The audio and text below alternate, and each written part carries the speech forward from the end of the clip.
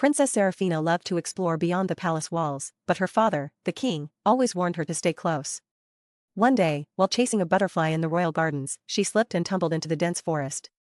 Lost and frightened, she called for help, but no one heard her. Just then, a scruffy golden dog appeared, wagging his tail. He nudged her forward, guiding her through the trees. As night fell, Seraphina shivered, but the dog curled up beside her, keeping her warm.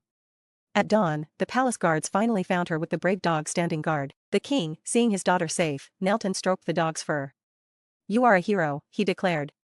From that day, the dog, named Brave, became part of the royal family, proof that true protectors don't need crowns, only hearts full of love. Emma and Noah had been married for 40 years, but he had never danced with her. She often teased him, "Will you ever dance with me?" He would smile and say, "One day." On their anniversary, Emma walked into their living room to find it transformed: fairy lights, soft music, and Noah standing there, hand outstretched. "Why now?" she asked, heart racing. He pulled her close and whispered, "Because I finally realized love isn't about waiting for the right moment. It's about making every moment right." They swayed together, as if time itself had stopped. Love doesn't wait for perfection, it creates it in the moments we share.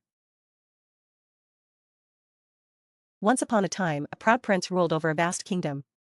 One day, he saw an old peasant planting apple seeds along the road. The prince laughed. "Why plant trees you'll never see grow?" The peasant smiled. "I enjoy the shade of trees others planted before me. I do this for the ones who will come after." The prince scoffed and rode away. Years later, the prince lost his way during a storm. Weary, he rested under a giant apple tree, its branches heavy with fruit. He realized it was one of the trees the peasant had planted. Humbled, he whispered, "The greatest deeds aren't for ourselves, but for those who follow." Ethan and Jake loved flying kites together. One windy afternoon, Ethan brought his favorite kite, boasting it would reach the highest. Jake, with his smaller, worn kite, simply laughed and said, "Let's see." As Ethan's kite soared, a sudden gust snapped the string, sending it spiraling down. Frustrated, Ethan watched his kite land far in a tree. Jake offered his own kite, but Ethan refused. Instead, Jake climbed the tree to retrieve the broken kite. After some effort, he handed it back to Ethan. "Kites break, but friendship shouldn't," Jake said, smiling. Ethan looked at his friend and realized the kite wasn't what mattered, it was Jake's willingness to help, even when Ethan had been selfish. From that day, their bond grew stronger, proving that true friends don't let pride or setbacks break what truly matters.